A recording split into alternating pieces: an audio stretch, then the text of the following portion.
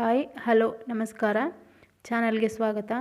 Subscribe ಮಾಡಿ, video ನೋಡಿ, like ಮಾಡಿ ಅಂತ ಹೇಳ್ತಾ ಇವತ್ತಿನ ಟಾಪಿಕ್ ಏನಪ್ಪ ಅಂದರೆ ಸರಿಯಾದ ಪೂಜಾ ವಿಧಾನ ಹಾಗೂ ಪಂಚೋಪಚಾರ ಪೂಜೆ ಮತ್ತು ಷೋಡಶ ಉಪಚಾರ ಪೂಜೆ ಹೇಗೆ ಅಂತ ನೋಡೋಣ. ದಿನನಿತ್ಯ ನಾವು ಪೂಜೆ ಮಾಡುವಾಗ ಹೇಗೆ ಪೂಜೆ ಮಾಡಿದರೆ ಒಳ್ಳೆಯದು, ಮೊದಲಿಗೆ ಪಂಚೋಪಚಾರ ಪೂಜೆ ಹೇಗೆ ಅಂತ ಹೇಳ್ತಾ ಹೋಗ್ತೇನೆ. ಸ್ನಾನ ಮಾಡಿ ಬಂದು ಶುಭ್ರವಾಗಿರೋ ಬಟ್ಟೆ ಹಾಕಿ ಮೊದಲಿಗೆ ದೀಪ ಉರಿಸಿ, ತುಪ್ಪದ ದೀಪ ಆದರೆ ಒಳ್ಳೆಯದು. ತುಪ್ಪದ ದೀಪ ಹಚ್ಚೋಕ್ಕಾಗಲಿಲ್ಲ ಅಂದರೆ ಎಳ್ಳೆಣ್ಣೆ ದೀಪ ಆದರೂ ಆಗುತ್ತೆ. ಅದನ್ನ ಹಚ್ಚಿ, ದೀಪ ಹಚ್ಚಿದ ಮೇಲೆ ಒಂದು ಪಂಚಪತ್ರೆಯಲ್ಲಿ ಸ್ವಲ್ಪ ನೀರು ತಗೊಂಡು ಅದಕ್ಕೊಂದು ಸ್ವಲ್ಪ ತುಳಸಿ ಹಾಕಿ, ಸ್ವಲ್ಪ ದೇವರ ಪೀಠ ಇದೆ ಅಲ್ಲ, ದೇವರನ್ನ ಇಟ್ಟಿರ್ತೀವಲ್ಲ ಅಲ್ಲಿ ಸ್ವಲ್ಪ ಪ್ರೋಕ್ಷಣೆ ಮಾಡಿ, ಮತ್ತು ನಿಮ್ಮ ಮೇಲೇನೂ ಸ್ವಲ್ಪ ಪ್ರೋಕ್ಷಣೆ ಮಾಡ್ಕೊಳ್ಳಿ. ಫೋಟೋ ಎಲ್ಲ ನೀಟಾಗಿ ಒರೆಸಿ ಅಥವಾ ವಿಗ್ರಹ ಇದ್ದರೆ ಅಭಿಷೇಕ ಮಾಡಬೇಕು. ಮೊದಲಿಗೆ ಗಂಧ, ಅಕ್ಷತೆ ಇದೆಲ್ಲ ಹಾಕಬೇಕು. ಪಂಚೋಪಚಾರ ಪೂಜೆಯಲ್ಲಿ ಅಕ್ಷತೆ ಇಲ್ಲ ಅಂತಂದರೂ ನಡೆಯುತ್ತೆ. ಗಂಧವನ್ನು ಹಚ್ಚುವಾಗ ಗಂಧಂ ಸಮರ್ಪಯಾಮಿ ಅಂತ ಹೇಳ್ತಾ ಗಂಧ ಹಚ್ಚೋದು. ಆಮೇಲೆ ಹರಿದ್ರಾಮ್ ಸಮರ್ಪಯಾಮಿ. ಸಮರ್ಪಯಾಮಿ ಅಂದರೆ ಅರಿಶಿಣವನ್ನು ಹಚ್ಚಬೇಕು. ಹರಿದ್ರ ಅಂದರೆ ಸಂಸ್ಕೃತದಲ್ಲಿ ಅರಿಶಿಣ ಅಂತ ಅರ್ಥ. ಹರಿದ್ರಾಮ್ ಸಮರ್ಪಯಾಮಿ ಅಂತ ಅರಿಶಿಣ ಹಚ್ಚೋದು. ಕುಂಕುಮಂ ಸಮರ್ಪಯಾಮಿ ಅಂತ ಹೇಳಿಕೊಂಡು ಕುಂಕುಮ ಹಚ್ಚಬೇಕು. ಆಮೇಲೆ ಪುಷ್ಪಮಾಲಾಂ ಸಮರ್ಪಯಾಮಿ ಅಂತ ಹೂವು ಹಾಕೋದು. ಹೂವಿನ ಹಾರ ಇದ್ದರೆ ಹಾರ ಹಾಕೋದು, ಅಥವಾ ಏನು ಹೂವು, ಬಿಡಿ ಹೂವು ಆದರೆ ಬಿಡಿ ಹೂವು ಹಾಕೋದು. ಆಮೇಲೆ ಧೂಪಂ ಸಮರ್ಪಯಾಮಿ ಅಂತ ಧೂಪ. ಮತ್ತು ನೈವೇದ್ಯ, ನೀವೇನಾದರೂ ನೈವೇದ್ಯ ಮಾಡಿದರೆ ಅಥವಾ ಹಣ್ಣುಗಳೇನಾದರೂ ಇಟ್ಟಿದ್ರೆ ನೈವೇದ್ಯಂ ಸಮರ್ಪಯಾಮಿ ಅಂತ ನೈವೇದ್ಯವನ್ನು ಸಮರ್ಪಿಸೋದು ದೇವರಿಗೆ. ಆಮೇಲೆ ಕರ್ಪೂರದ ಆರತಿ ತೋರಿಸಿ ಕರ್ಪೂರ ದೀಪಂ ಸಮರ್ಪಯಾಮಿ ಅಂತ ಹೇಳಬೇಕು. ಈ ರೀತಿ ಹೇಳಿ ಕರ್ಪೂರದ ಆರತಿ ಮಾಡಿ, ಆಮೇಲೆ ಕೈಯಲ್ಲಿ ಸ್ವಲ್ಪ ಬೊಗಸೆ ಅಲ್ಲಿ ಸ್ವಲ್ಪ ಹೂವನ್ನು ತಗೊಂಡು ಮಂತ್ರ ಪುಷ್ಪ ಅಂತ ಹೇಳ್ತಾರೆ. ಮಂತ್ರ ಗೊತ್ತಿಲ್ಲ ಅಂತಂದರೆ ಏನು ಅಂತ ಹೇಳೋದು, ಈಗ ಮಾಡಿರೋ ಪೂಜೆಯಲ್ಲಿ ಏನಾದರೂ ಲೋಪದೋಷ ಇದ್ದರೆ, ಏನಾದರೂ ಕೊರತೆ ಇದ್ದರೆ ಕ್ಷಮಿಸು ಅಂತ ಅಪರಾಧ ಕ್ಷಮಾಪಣ ಸ್ತೋತ್ರ ಗೊತ್ತಿದ್ದರೆ ಹೇಳ್ಬೋದು. ಇಲ್ಲ ಅಂತಂದರೆ ಸುಮ್ಮನೆ ಹಾಗೆ ಮನಸ್ಸಲ್ಲಿ ಹೇಳ್ಕೊಳ್ಳಿ, ಏನು ಮಾಡಿದಂಥ ಪೂಜೆಯಲ್ಲಿ ಏನಾದರೂ ಲೋಪದೋಷ ಇದ್ದರೆ ಕ್ಷಮಿಸು ಅಂತ ಆ ಹೂವನ್ನು ಕೈಯಲ್ಲಿ ಬೊಗಸೆಯಲ್ಲಿ ಹಿಡಿದಿದ್ದೀರಲ್ಲ ಆ ಹೂವನ್ನು ತಾಯಿಗೆ ಅರ್ಪಿಸಿ ಪ್ರದಕ್ಷಿಣೆ ಹಾಕಿ ನಮಸ್ಕಾರ ಮಾಡಿ. ಇದು ಪಂಚೋಪಚಾರ ಪೂಜೆ ಆಯಿತು, ಸಿಂಪಲ್ಲಾಗಿ ಮಾಡುವಂಥದ್ದು. ಇನ್ನು ಇದಕ್ಕೆ ಜಾಸ್ತಿ ಟೈಮ್ ತಗೊಳ್ಳಲ್ಲ, ಬೇಗ ಮಾಡಿ ಮುಗಿಸ್ಬೋದು. ಅಂದರೆ ಈ ವರ್ಕಿಂಗ್ ವುಮೆನ್ಸು ಅಥವಾ ಬೇಗ ಪೂಜೆ ಮಾಡಿ ಹೋಗಬೇಕು, ಟೈಮ್ ಇರಲ್ಲ ಅಂತ ಅನ್ನೋರಿಗೆ ಇದು ಒಳ್ಳೆಯದು. ಇನ್ನು ಷೋಡಶ ಉಪಚಾರ ಪೂಜೆ ಅಂತ ಇರುತ್ತೆ. ಇದನ್ನು ವಿಶೇಷ ದಿನಗಳಲ್ಲಿ ಮಾಡ್ಕೋಬೋದು ಅಥವಾ ದಿನನಿತ್ಯ ಟೈಮ್ ಇದ್ದರೆ ಮಾಡ್ಕೋಬೋದು. ಆಯಿತಾ? ಒಂದು ಪಂಚಪಾತ್ರೆಯಲ್ಲಿ ನೀರು ತಗೊಂಡು ಅದಕ್ಕೆ ತುಳಸಿ ಹಾಕ್ಕೊಂಡು ದೇವರ ಕೋಣೆ ಇದ್ದರೆ ಅಲ್ಲೆಲ್ಲ ಚಿಮುಕಿಸಿ, ನಿಮ್ಮ ಮೈ ಮೇಲೂ ಚಿಮುಕಿಸಿ, ಆಮೇಲೆ ಇನ್ನೊಂದು ಎಕ್ಸ್ಟ್ರಾ ತಟ್ಟೆ ಇಟ್ಕೊಂಡಿರಿ. ನಿಮ್ಮ ಆಸನದಲ್ಲಿ ಕೂತ್ಕೊಂಡು ಆಚಮನ ಮಾಡಬೇಕು. ಆಚಮನ ಅಂತಂದರೆ ಒಂದು ಪಂಚಪಾತ್ರೆಯಲ್ಲಿ ಸ್ವಲ್ಪ ನೀರು ತಗೊಂಡು ಉದ್ಧರಣೆಯಿಂದ ಎಡಗೈಯಿಂದ ಬಲಗೈಗೆ ನೀರು ಹಾಕ್ಕೊಂಡು ಸ್ವಲ್ಪ ನೀರು ತಗೊಂಡು ಆಚಮನ ಮಾಡಬೇಕು. ಮೊದಲಿಗೆ ಕೈಗೆ ನೀರು ಹಾಕ್ಕೊಂಡ್ರಿ, ಆಗ ಕೇಶವಾಯ ಸ್ವಾಹ ಅಂತ ಅದನ್ನು ಕುಡಿಯೋದು. ಈಗ ಕೈಗೆ ನೀರು ಹಾಕಿರ್ತೀವಲ್ಲ ಅದನ್ನು ಹೀಗೆ ನೋಡಿಕೊಂಡು ಕೇಶವಾಯ ಸ್ವಾಹ ಅಂತ ಕುಡಿಯೋದು ಫಸ್ಟಿಗೆ. ಎರಡನೇ ಸಲ ನೀರು ತಗೊಂಡ್ರಿ, ನಾರಾಯಣಾಯ ಸ್ವಾಹ ಅಂತ ಮತ್ತು ವಾಪಸ್ಸು ಅದನ್ನು ಕುಡಿಯೋದು. ಮೂರನೇ ಸಲ ಅದೇ ರೀತಿ ಕೈಗೆ ನೀರು ಹಾಕಿ ಮಾಧವಾಯ ಸ್ವಾಹ ಅಂತ ಕುಡಿಬೇಕು. ನಾಲ್ಕನೇ ಸಲ ಕೈಗೆ ನೀರು ಹಾಕಿ ಕೈಯಲ್ಲಿರೋ ನೀರನ್ನು ಕೆಳಗಡೆ ಬಿಡ್ತಾ ಗೋವಿಂದಾಯ ನಮಃ ಅಂತ ಕೆಳಗಡೆ ಬಿಡಬೇಕು. ಇದು ಆಚಮನದ ಪದ್ಧತಿ. ಇದು ಈಗ ನೀವು ಸ್ನಾನದಿಂದ ದೇಹ ಶುದ್ಧಿ ಆಯಿತು, ಆಚಮನದಿಂದ ಸೆಲ್ಯುಲಾರ್ ಲೆವೆಲಲ್ಲಿ ಕೂಡ ಶುದ್ಧಿ ಆಯಿತು. ಅಂದರೆ ಒಳಗಡೆ ಕೂಡ ನಿಮ್ಮ ಈ ಮಂತ್ರ ಸ್ನಾನ ಅಂತ ಹೇಳ್ತಾರೆ ಇದಕ್ಕೆ. ಆಚಮನ ಅಂತ ಹೇಳಿದರೆ ಮಂತ್ರ ಸ್ನಾನ ಅಂದರೆ ಒಳಗಡೆ ಕೂಡ ಆ ಮಂತ್ರದಿಂದ ಇದಾಯಿತು ಅಂತ. ಅಂದರೆ ಮಂತ್ರ, ನಾನು ಒಂದು ವಿಡಿಯೋ ಮಾಡಿದ್ದೆ, ನೀವು ಅದನ್ನ ನೋಡಿದರೆ ಎಲ್ಲೋ ಗೊತ್ತಿಲ್ಲ. ಇದು ನೀರಿಗೆ ಎಷ್ಟು ಪವರ್ ಇದೆ ಅಂತೇಳಿ. ಅದರ ನೀವು ಹೇಳಿದಂಥ ಮಂತ್ರ ಇದೆಯಲ್ಲ ಅದನ್ನು ಅಷ್ಟು ಬೇಗ ಅದನ್ನು ರೀಡ್ ಮಾಡುವ ಶಕ್ತಿ ನೀರಿಗಿದೆ. ಅದನ್ನು ನೀವು ಕುಡಿದಾಗ ಇನ್ನು ಸೆಲ್ಯುಲಾರ್ ಲೆವೆಲಲ್ಲಿ ಕೂಡ ನೀವು ಶುದ್ಧಿ ಆದ್ರಿ ಅಂತ ಅರ್ಥ. ಹೀಗೆ ಭಕ್ತಿಯಿಂದ ತಾಯಿಯನ್ನು ಮನದಲ್ಲಿ ನೆನೆಸ್ಕೊಂಡು ನಾನು ಮಾಡುತ್ತಿರೋ ಪೂಜೆಯನ್ನು ಸ್ವೀಕರಿಸಲು ಬಾ ಅಂತ ಕರಿಬೇಕು. ಆಮೇಲೆ ಕರೆದು ಇದು ಆಸನದಲ್ಲಿ ಕೂತ್ಕೋ ಅಂತೇಳಿ ಆಸನಂ ಸಮರ್ಪಯಾಮಿ ಅಂತ ಹೇಳೋದು. ಇದೆಲ್ಲ ಏನು ಗೊತ್ತಾ, ಈಗ ನಿಮಗೆ ಸಂಸ್ಕೃತ ಬರಲಿಲ್ಲ, ಅದು ಮಂತ್ರ ಬರಲಿಲ್ಲ, ಅದೆಲ್ಲ ಏನು ತೊಂದರೆ ಇಲ್ಲ. ಆವಾಗ ನೀವು ಮನಸ್ಸಲ್ಲಿ ಅಂದ್ಕೋಬೇಕು, ಆಸನ ಕೊಡ್ತಾ ಇದ್ದೀನಿ ಕೂತ್ಕೊಳ್ಳೋಕ್ಕೆ ಅಂತ ಅಂದ್ಕೊಂಡ್ರೆ ಆಯಿತು. ಈ ಆಸನಂ ಸಮರ್ಪಯಾಮಿ ಅಂತ ಅಂದರೆ ಅದು ಒಂದು ಹೀಗೆ ಹೇಳೋದು ಅಷ್ಟೇ, ಆಸನ ಕೊಡ್ತಾ ಇದ್ದೀನಿ ಕೂತ್ಕೊಳ್ಳೋಕ್ಕೆ ಅಂತ. ಅದನ್ನು ಹೀಗೆ ಆಸನಂ ಸಮರ್ಪಯಾಮಿ ಅಂತೇಳಿ ಆ ತಟ್ಟೆ ತಗೊಂಡಿರ್ತೀರಲ್ಲ ಎಕ್ಸ್ಟ್ರಾ, ಅದಕ್ಕೆ ಒಂದು ಉದ್ಧರಣೆಯಲ್ಲಿ ಒಂದು ನೀರು ಬಿಡೋದು.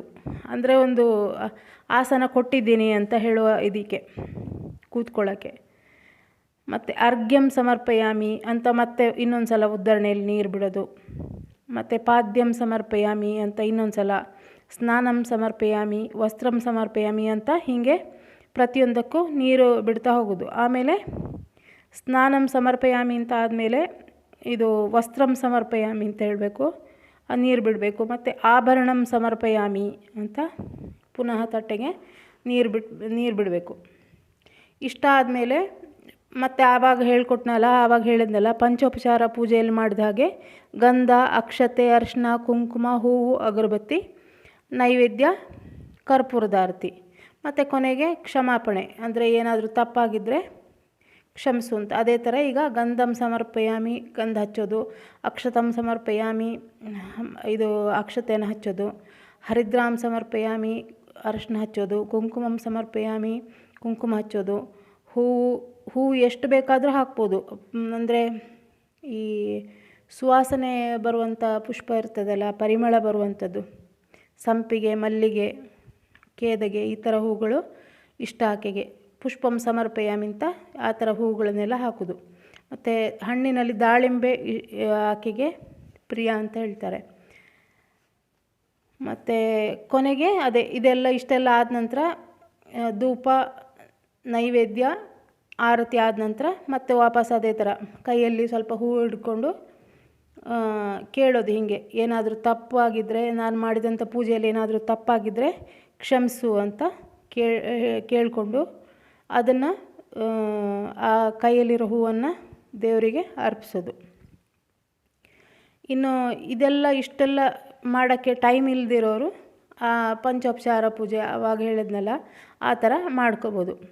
ಇನ್ನೂ ಕೆಲವರಿಗೆ ಈ ಪೂಜೆ ಇದನ್ನೆಲ್ಲ ಮಾಡೋದ್ರಲ್ಲಿ ಎಲ್ಲ ಅವರಿಗೆ ಅಷ್ಟು ಇಂಟ್ರೆಸ್ಟ್ ಇರಲ್ಲ ಕೆಲವು ಜನಕ್ಕೆ. ಅವರು ಏನು ಮಾಡ್ಬೋದು ಅಂತಂದರೆ ಮಾನಸ ಪೂಜೆ ಅಂತ ಮಾಡ್ಬೋದು. ಇದನ್ನು ಯಾರು ಬೇಕಾದರೂ ಮಾಡ್ಬೋದು, ಇಂಟ್ರೆಸ್ಟ್ ಇರೋದು ಇಲ್ಲದೆ ಇರೋದು ಎರಡನೇ ವಿಚಾರ. ಇದನ್ನು ಯಾರು ಬೇಕಾದರೂ ಮಾಡ್ಬೋದು. ಆದರೆ ಸ್ವಲ್ಪ ಏಕಾಗ್ರತೆ ಇರಬೇಕು.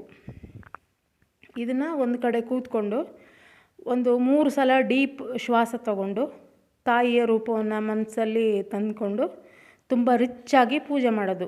ಜಾಸ್ತಿ ಹೂವು, ಒಳ್ಳೊಳ್ಳೆ ಹೂವು, ರಾಶಿ ಹೂವು, ರಾಶಿ ಡ್ರೈ ಫ್ರೂಟ್ಸು, ರಾಶಿ ತಿಂಡಿ, ಅಥವಾ ಹೀಗೆ ನೈವೇದ್ಯಕ್ಕೆ ಏನೇನು ಭಕ್ಷ್ಯ ಭೋಜ ಅಂತ ಹೇಳ್ತಾರಲ್ಲ ಆ ಥರ ಇದನ್ನು ಸಮರ್ಪಿಸ್ಬೋದು. ಅಂದರೆ ನೀವು ಇದಕ್ಕೇನು ಖರ್ಚೇನಾಗಲ್ಲ, ನೀವು ಮನಸ್ಸಲ್ಲಿ ನೆನೆಸ್ಕೊಳ್ಳೋದು. ಅಂದರೆ ಈ ಥರ ಕೊಡ್ತಾ ಇದ್ದೀನಿ ತಾಯಿಗೆ ಅಂತೇಳಿ ಕೊಡೋದು. ಬೆಳ್ಳಿಯ ಪಾತ್ರೆಯಲ್ಲಿ ಅಥವಾ ಚಿನ್ನದ ಪಾತ್ರೆಯಲ್ಲಿ ನೈವೇದ್ಯ ಸಮರ್ಪಣೆ ಮಾಡೋದು. ಈ ಥರ ಎಷ್ಟು ಬೇಕಾದರೂ ರಿಚ್ಚಿಂದ ಮಾಡ್ಬೋದು ಇದನ್ನು, ಈ ಮಾನಸ ಪೂಜೆ ಅಂತ ಹೇಳೋದನ್ನು. ಈ ಥರ ಮಾಡ್ತಾ ನೀವು ಆ ಥರ ಡೈಲಿ ಮಾಡ್ತಾ ಹೋದಂಗೆ, ಈಗ ಒಂದು ಚಿನ್ನದ ಪಾತ್ರೆಯಲ್ಲಿ ನೀವು ಆಕೆಗೆ ನೈವೇದ್ಯ ಕೊಡ್ತಾ ಇದ್ದೀರಿ ಅಂತ ಹೀಗೆ ಮೈಂಡಿಗೆ ತಗೊಳ್ತಾ ಅದನ್ನು ಪೂಜೆ ಮಾಡಿದರೆ ಅದೇ ಥರ ರಿಚ್ನೆಸ್ಸೇ ಅಟ್ರ್ಯಾಕ್ಟ್ ಆಗ್ತಾ ಹೋಗುತ್ತೆ ನಿಮ್ಮ ಲೈಫಲ್ಲಿ ಕೂಡ. ಹೀಗೆ ಇನ್ನು ಇಷ್ಟೆಲ್ಲ ಮಾಡಿದ್ಮೇಲೆ ಅದೇ ಮಾನಸ ಪೂಜೆಯಲ್ಲಿ ಒಂದೊಂದೇ ರೀತಿ. ಈಗ ಇದರಲ್ಲಿ ಹೇಳಿದ್ನಲ್ಲ, ಯಾವುದು ಪಂಚೋಪಚಾರ ಪೂಜೆಯಲ್ಲಿ ಹೇಳಿದ್ನಲ್ಲ, ಅದೇ ಥರ ಸ್ಟಾರ್ಟಿಂಗಿಂದ ಏನೇನು ಈಗ ಗಂಧ ಮತ್ತು ಅರಿಶಿನ, ಕುಂಕುಮ ಈ ಥರ ಎಲ್ಲ ಒಂದೊಂದೇ ಹೇಳಿದ್ನಲ್ಲ ಆ ಪೂಜೆಯಲ್ಲಿ, ಅದನ್ನು ಮಾನಸ ಪೂಜೆಯಲ್ಲಿ ಒಂದೊಂದೇ ಹೀಗೆ ಅಂದರೆ ಹೀಗೆ ಇದು ಮಾಡ್ತಾ ಬರೋದು ನೀವು, ಏನು ಮನಸ್ಸಲ್ಲಿ ಅದನ್ನು ಅರ್ಪಿಸ್ತಾ ಹೋಗೋದು. ಹೀಗೆ ಒಂದು ಕಡೆ ಕ್ಲೀನಾಗಿ ಕೂತ್ಕೊಂಡು ಆ ಥರನೂ ಮಾಡ್ಬೋದು, ಸ್ನಾನ ಮಾಡಿ ಬಂದು ಆ ಥರ ಮಾಡ್ಬೋದು.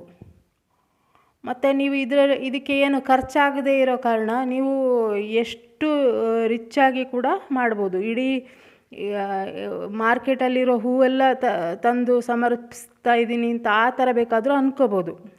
ಅಂದರೆ ಒಟ್ಟು ರಿಚ್ ಆಗಿರೋ ಥರನೂ ಆ ಥರ ಒಂದು ಮೈಂಡಲ್ಲಿ ಇದು ಮಾಡಿಕೊಂಡು ಪೂಜೆ ಮಾಡ್ಬೋದು. ಇನ್ನು ಜಪ, ನಿನ್ನೆ ವಿಡಿಯೋದಲ್ಲಿ ಹೇಳಿದ್ದೆ, ಓಂ ಶ್ರೀ ಮಾತ್ರೇ ನಮಃ ಅಂತ ಮಾಡ್ಬೋದು ಅಂತ. ಆಮೇಲೆ ಇನ್ನು ಯಾವ ರೀತಿ ಪೂಜೆ ಮಾಡಬಾರ್ದು ಅಂತ ನೋಡೋಣ, ಯಾವ ಥರ ಅಂತ. ಹರಿದಿರೋ ಬಟ್ಟೆ ಹಾಕ್ಕೊಂಡು ಪೂಜೆ ಮಾಡಬಾರ್ದು. ಲೇಡೀಸ್ ಪೂಜೆ ಮಾಡೋದಾದರೆ ಸ್ವಲ್ಪ ರೆಡಿಯಾಗಿ ಪೂಜೆ ಮಾಡಬೇಕು. ರೆಡಿ ಅಂದರೆ ಮೇಕಪ್ ಎಲ್ಲ ಹಾಕ್ಕೊಂಡು ಮಾಡಬೇಕು ಅಂತಲ್ಲ, ಸ್ವಲ್ಪ ಈಗ ಹೀಗೆ ಸುಮ್ಮನೆ ತಲೆ ಎಲ್ಲ ಹಾಗೆ ಕೆದರ್ಕೊಂಡು ಆ ಥರ ಎಲ್ಲ ಪೂಜೆ ಮಾಡೋದಲ್ಲ ಅಂತ. ಮತ್ತು ಈಗ ಕೆಲವು ಜನ ಹೀಗೆ ಟವಲೆಲ್ಲ ತಲೆಯಲ್ಲೇ ಇರುತ್ತೆ, ಒದ್ದೆ ಟವಲೆಲ್ಲ ತಲೆಯಲ್ಲಿ ಕಟ್ಕೊಂಡು ಪೂಜೆ ಮಾಡೋದು, ಅದೆಲ್ಲ ಮಾಡಬೇಡಿ. ಅಂದರೆ ಸ್ವಲ್ಪ ಮಟ್ಟಿಗೆ ರೆಡಿ ಆದಂಗೆ ಇದು ಮಾಡಿಕೊಂಡು ಆಮೇಲೆ ಪೂಜೆ ಮಾಡಿ. ಇನ್ನು ಗಂಡಸರು ಪೂಜೆ ಮಾಡೋದಾದರೆ ಮಡಿ ಪಂಚೆ ಉಟ್ಕೊಂಡು ಪೂಜೆ ಮಾಡೋದು ಒಳ್ಳೆಯದು. ಇನ್ನು ದೇವಿ ಆರಾಧನೆ ಅಥವಾ ಶಕ್ತಿ ಆರಾಧನೆ ಮಾಡೋರು, ಯಾವುದೇ ದೇವಿ ಆರಾಧನೆ ಮಾಡೋರು ಹಸಿರು, ಕೆಂಪು, ಪಿಂಕು, ಮರೂನು ಈ ಥರ ಕಲರ್ ಬಟ್ಟೆನ ಹಾಕ್ಕೊಳ್ಳಿ, ಇದು ಒಳ್ಳೆಯದು. ಪೀರಿಯಡ್ಸ್ ಇದ್ದಾಗ 5 ದಿನದವರೆಗೆ ಪೂಜೆ ಮಾಡಬಾರ್ದು. ಒಟ್ಟಿನಲ್ಲಿ ಪೂಜೆ, ಜಪ, ಮಾನಸ ಪೂಜೆ ಯಾವುದಾದ್ರೂ ಮಾಡಿ. ಈ ನವರಾತ್ರಿಯಲ್ಲಿ ನಾನು ಹೇಳಿರೋ ಥರ ಯಾವ ಥರ ಬೇಕಾದರೂ ಮಾಡ್ಬೋದು. ಜಪ ಆದರೂ ಮಾಡ್ಬೋದು, ಪೂಜೆ ಆದರೂ ಮಾಡ್ಬೋದು, ಮಾನಸ ಪೂಜೆ ಆದರೂ ಮಾಡ್ಬೋದು, ಯಾವುದಾದ್ರೂ ಮಾಡ್ಬೋದು. ಎಲ್ಲರಿಗೂ ಒಳ್ಳೆಯದಾಗಲಿ, ಖುಷಿಯಾಗಿರಿ. Thank you.